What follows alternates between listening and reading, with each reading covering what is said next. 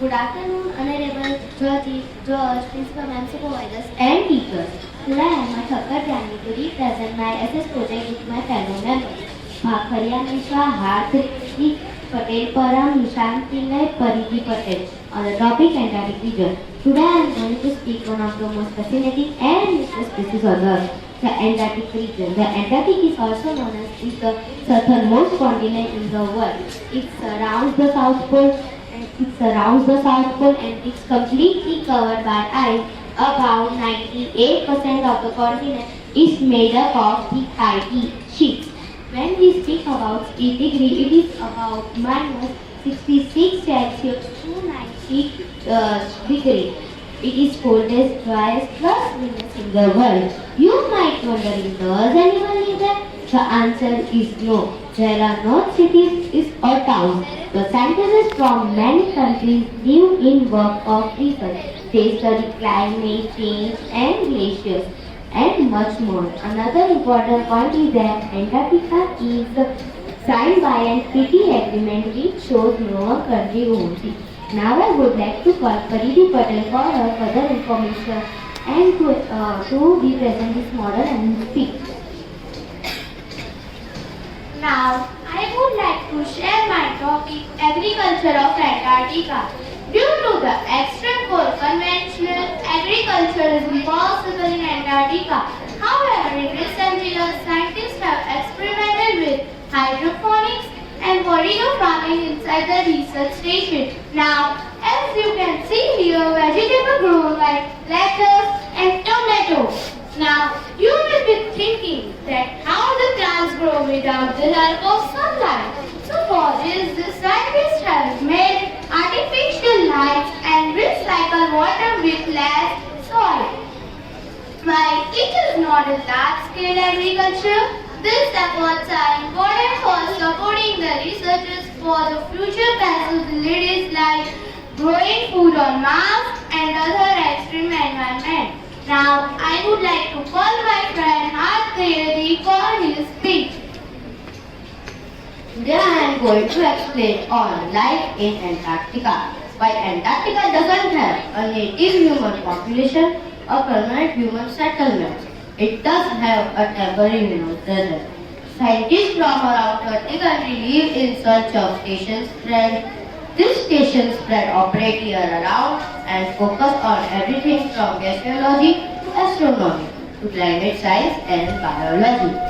There is no city, no farm or traditional human settlements in Antarctica, only scientific communities. Let's learn that how did scientists go to Antarctica? Scientists visit them through ships and helicopters. Let's learn the facts of Antarctica. As you can see here, the red waterfall, it is known as blood fall. Don't be scared, it is not actual blood. It is salty water full of iron. When it touches the air, it becomes red. All has a question in their mind. What is this green, red and yellow color in the model? It is algae. In India, we found algae only in green color, but in Antarctica, we found algae in red, green and yellow in color. Now I would like to call Param to represent this speech. Hello everyone, today I will tell you about the wildlife of Antarctica.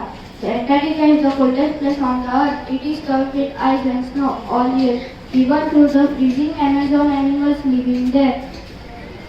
There living animals like penguins, polar bears, seals and etc. I would like to call Harth for his present. Today I am going to explain on countries in Antarctica.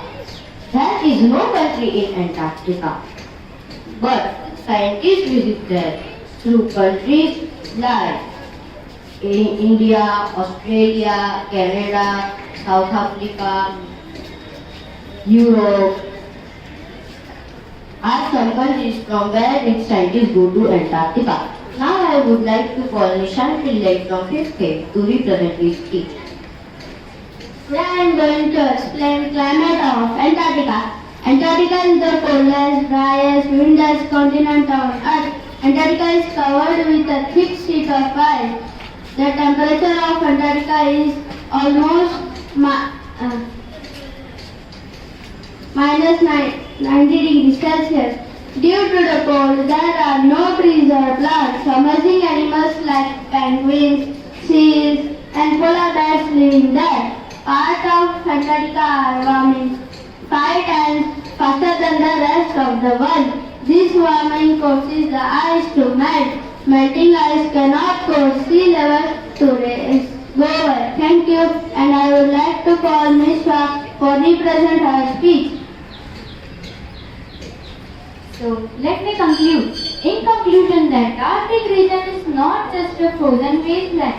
It is a living laboratory, a climate regulator, and a shared responsibility.